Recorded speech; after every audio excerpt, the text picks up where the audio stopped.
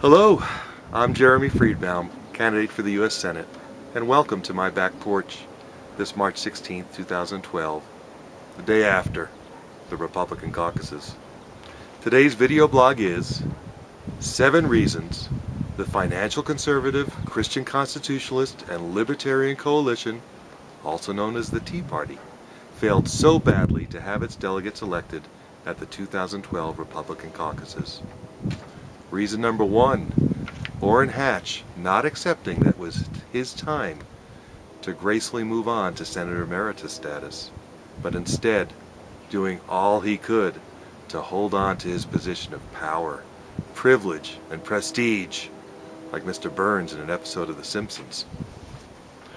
Reason number 2, Mitt Romney cashing in on his Utah LDS popularity to strongly support a senator that has served as a spineless rubber stamp for any presidential picks to court, cabinet, and non-constitutional czar post, whether that president be a Republican or a Democrat.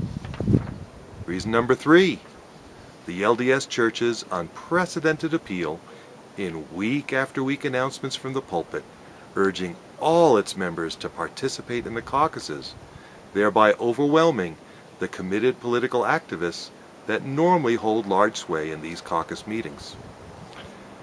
Reason number 4, Jason Chaffetz's decision not to challenge Orrin Hatch himself, but instead to use this election season to campaign full-time for Mitt Romney.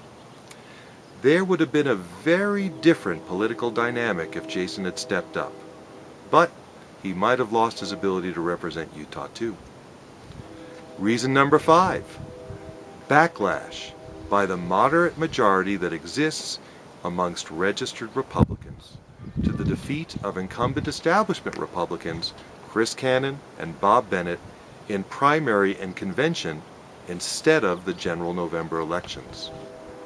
Number 6, Utah's disproportionately large population of senior citizens answering the distress call of one of their own, and the general failure of the elderly to comprehend our country's imminent financial crisis, brought on by inept and aloof career politicians serving in both parties. And finally, number 7, the neglect of the church to teach the heavenly inspired and eternally true founding principles of this country and how to apply them to the original intent of the Constitution, leaving its sheep unenlightened to feed from the sickening and poisonous troughs of popular yet false political philosophies, and incapable of properly judging the actions of its own elected officials.